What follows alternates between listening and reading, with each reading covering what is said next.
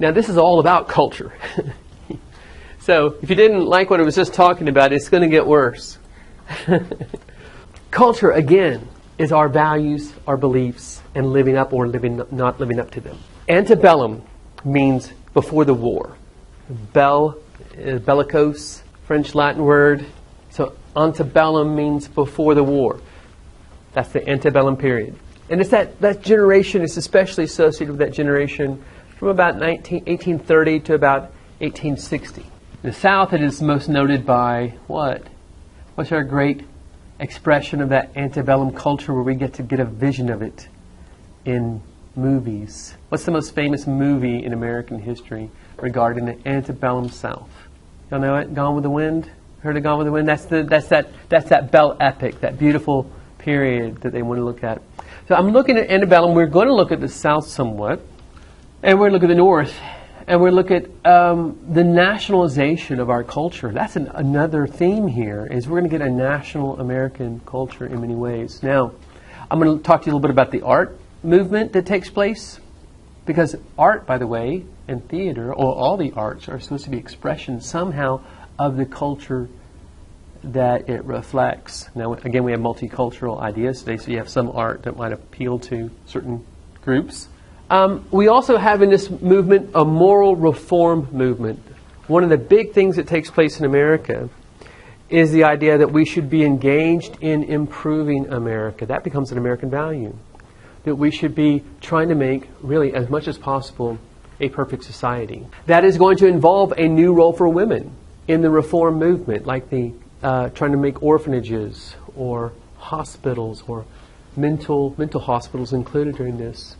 Now, this woman here is doing, by the way, something about the cultural reform movement here, and the one that tries to be beneficial, is that it's going to call women to a role. Women are going to embrace the idea that they have a special place to play in providing goodness and moral uplift. She is making a presentation somewhere. Where is that? What do you think? If you were to look at this picture, what do you think? Where is she? She's at church. What makes you think she's at church, Elena? What do you think? The podium. Podium? This is like a pulpit? And what else would make you think? The chair. The chair. What about that chair? That looks like a throne, doesn't it? A little bit. Have y'all noticed the change that's taken place in the last 20 years at the front of churches? Most big churches? When I grew up in the 70s and 80s, all the ministers are up there, and they're like in kind of little thrones, right? Do they sit up there now as often? Where do they sit now? They'll have a simple chair up there, or they sit in the front row, right? Because there's a new humility that's supposed to be attendant to ministers than what they used to be. They used to be really up on a pedestal. They're still up on a pedestal, but they're not supposed to be arrogant about it. All right, and what is this? Maybe that would help you lead to that? The Bible here, okay. Where is she standing? She's not behind the pulpit, is she? Now, I got to tell you, if this is the person I think of, this is a daughter of a minister, and she has convinced her father that she could make a presentation at the church about a meeting and trying to encourage the congregation to get involved or show up or do something. Now, this was problematic because, now, if this is a crowd with men in it, then this would be entirely inappropriate at that time because it would be a promiscuous crowd. But she might be able to get away with it because she's talking about Scripture, do you think? No, she wouldn't be talking about Scripture, right? She wouldn't be doing a Bible lesson. She would be doing something that would reflect Christian values or Christian ideals. So I'll come back to that in a little while. I just wanted to see, one of the themes here is that the way that the reform movement impacts things is it begins to challenge some ideas about the proper role for women in society. And then one of the big reform movements, we have lots of reform movements in this period of time, but the biggest one is the temperance movement. And temperance is the effort to get rid of alcohol in America. And I think this is probably a made-up one, right? Because that doesn't look that compelling. I mean, really. Yeah, liquor, okay. I mean, lips that touch liquor shall not touch ours. But that's a kind of a funny reflection of what happens during this period of time. Okay, going to arts a little bit. I don't talk about art very much in history. I'm mostly on politics and economics and diplomacy and things like that, the big events that are shaping things. But I am interested in culture here a little bit, and it does reflect, in fact, on what's going on in American development. We have our first really homegrown school of art. I don't know if you know about this about artists, but artists kind of move like a flock. One heads in a direction, and they'll follow. The Hudson River School. Y'all know where the Hudson River is? Y'all remember where the Hudson River is? Do you have it? Did I see a nod? No, you're just ready to write. Where's the Hudson River? New York? Okay, it's that river going up here. We're following it for this. This is what we're going to use to get this Erie Canal here through that break. So it comes out at Manhattan Island. Well, Manhattan Island sits where it comes out. And I think I was beginning to tell you last time, the Erie Canal is going to make New York City and the port of New York, the harbor there, the #1 port in America because of the trade going to the west. And that's going to give us affluence. Now, men from New York City who don't want to get into commerce and don't want to be insurance guys, and I guess your idea here would be Thomas Moran. Thomas Moran is from an affluent family. His family's been making money in commerce and trade. And I don't know if this was a disappointment to his father or not, but he decides he doesn't want to be a banker. He wants to be an artist. He's like, really, son? You want to be an artist? So you can imagine he's gone to train in Europe. I guess Thomas convinced his mom to convince his dad that it was all very appropriate and gentlemanly for him to be able to do this life. So he went to Europe and trained. Had a nice, this takes money, doesn't it, to do this sort of thing? And then he comes home and he takes his paintbrushes and he goes up and he begins to make these beautiful landscapes of what is up in the Hudson River Valley. Now, he's not the only one, right? Because he's got buddies who are doing it, and they're doing this over, people in Europe are doing this, because we have rising affluence in the world associated with the market revolution. We go from 4 million to 16 million, and we have all this outpouring of economic activity. Certain people are going to come away with a lot of money, and we're going to get affluence in banking, in finance, in trade.